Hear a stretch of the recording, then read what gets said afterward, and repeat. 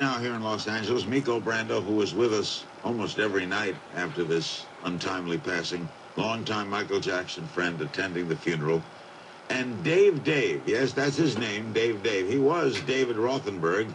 He was set on fire in 1983, suffered, as you can see, terrible scars. Michael Jackson befriended him and paid for a lot of his surgeries. Dave is also attending the burial. Why Dave? Well, to liberate myself from the confines of my father's criminality. He caused the fire? Yeah. He is a criminal, and he caused all this. To free myself of his name and his legacy, I decided to become my own person through changing my name. We'll find out how Michael helped you, but Miko, is that a typical story of Michael helping people like this? Absolutely. When he would hear about stories of people in need or needed help, and when we watched the news together, he'd reach out to them, send them a basket, send them a note, get well, or whatever the incident would be, and he'd always reach out to people and help people. Even driving around town, he'd stop and help people. How did he find out about you, Dave? He heard about me, and he had contacted me and wanted to meet me. How old were you at the time? I was about 7 years old at the time. And were you in the hospital? I was not in the hospital at the time. I was in interim, back and forth from surgery. And what did he do for you? Well, basically, he befriended me. He took me into his life, which is very rare for Michael to do. But he opened up his arms to me and accepted me as a very good friend of his. And throughout the years, he never let me go. I believe that's the hearse carrying the body into Forest Lawn.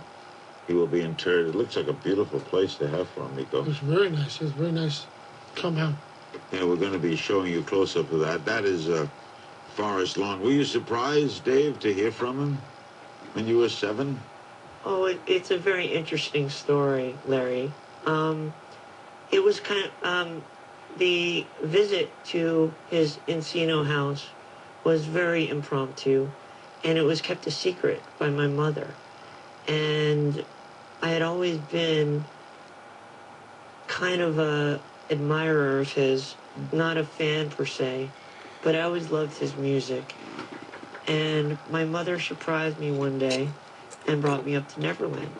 And I entered an arcade, and there were all these Paul McCartney records all over this, The Girl Is Mine, and, this and that.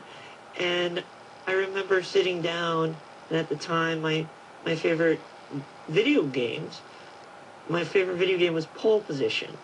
And I was playing Pole Position, and I felt a little tap on my shoulder, and I turned around, and there was Michael. And you know what, Larry? At that moment, we embraced, and that embrace never ended throughout our whole entire friendship. Dave, what don't we know about him we should know? Well, I believe what people fail to realize is that Michael was a human being. Throughout the years, I think he was kind of stigmatized by the media. And I believe that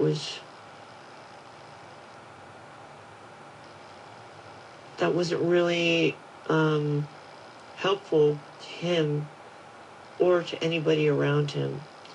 I believe that Michael was a great person. He has never hurt a soul. And I am happy to have been his friend for all these years and been a dedicated friend. Miko, how do you explain what Michael did for Dave? That's just the kind of human being he was. He's very loving, caring. He loved Dave from the day he met him. They became friends. Michael helped him through the years, and that's the kind of person Michael was. I mean, he loved a lot of people, and he'll be missed and loved by a lot of people. Did he pay for a lot of your medicals? Actually, he did not pay for my medical. My mother had great insurance at the time. What did he do? Michael offered a lot of emotional support for me. He was there for me whenever I needed to talk to him. He opened up Neverland to me as a means to get away. Metaphorically, he was almost like a father that I never had. Huh. Well said.